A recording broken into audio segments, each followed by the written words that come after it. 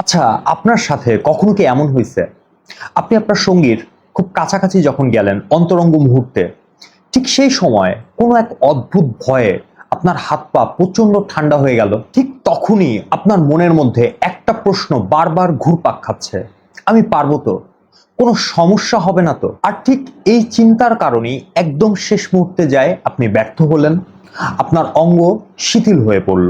যদি আপনার উত্তর হয় হ্যাঁ, তাহলে আজকের এই ভিডিওটা আপনার জীবনের মোড়কে ঘুরিয়ে দিতে পারে। আজ আমি যে কথাগুলো বলবো, এটা টেবিল চেয়ারের চটকদার কোনো সস্তা বিজ্ঞাপন না, বরং চিকিৎসা বিজ্ঞানের আলোতে জানবো কেন আপনার মনের ভয় আপনার শরীরকে অবশ করে দিচ্ছে এবং হোমিওপ্যাথির মাধ্যমে কিভাবে আপনি এর স্থায়ী সমাধান পেতে পারেন।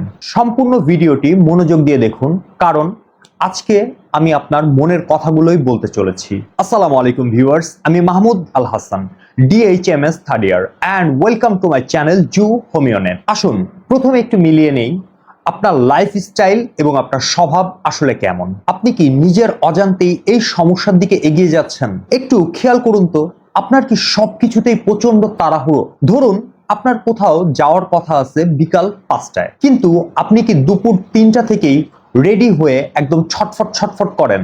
রাস্তায় হাঁটার সময় আপনার কি এটা মনে হয় যে আপনাকে সবার আগে পৌঁছাতে হবে? কোনো ইন্টারভিউ দিতে যাওয়ার আগে কিংবা পরীক্ষার হলের বাইরে দাঁড়িয়ে টেনশনে আপনার কি বুক ধরফর ধরফর করে? আপনার কি বারবার টয়লেটে দৌড়াতে হয়? চিকিৎসা বিজ্ঞানের ভাষায় এই মানসিক অবস্থাকে বলা হয় পারফরম্যান্স অ্যাংজাইটি বা পারফরম্যান্সের ভয়। আপনি যখনই আপনার জীবন সঙ্গিনীর কাছে যান, আপনার অবচেতন মন এইটাকে সেই ইন্টারভিউ বা কঠিন পরীক্ষার মতো কোনো কিছু মনে করে বসে। আর ওই যে আপনার মনের অতিরিক্ত নার্ভাসনেস, সেটাই আপনার শরীরের রক্ত সঞ্চালনকে বাধাগ্রস্ত করে বসে। ফলে ইচ্ছা থাকা সত্ত্বেও শরীর তখন আর সাথ দেয় না। অর্থাৎ সমস্যা কিন্তু আপনার শরীরে না, সমস্যা আপনার মনে, আপনার স্নায়ুতে। শুধুমাত্র এই পারফরমেন্সের ভয়ই নয়, আমি যে ওষুধটার কথা বলবো, এই ওষুধটাকে চেনার জন্য আরো দুইটা লক্ষণ আপনার সাথে মিলে যেতে পারে। নাম্বার 1, আপনার কি মিষ্টি খাওয়ার উপরে প্রচন্ড লোভ কাজ করে? অথচ দেখা যায় এই মিষ্টি কিংবা চকলেট আপনি যদি খান, তাহলে আপনার গ্যাস অম্বলের সমস্যা কিংবা আপনার লিভারের প্রবলেম অনেক বেড়ে যায়। নাম্বার 2, আপনার কি লিফটের মধ্যে, বদ্ধ ঘরে কিংবা অনেক মানুষের ভিড়ে আপনি যদি যান, তাহলে কি আপনার দম বন্ধ হয়ে আসে? আপনি কি সব সময় জানালার পাশ কিংবা একটু খোলা হাওয়া এগুলো কি খোঁজেন?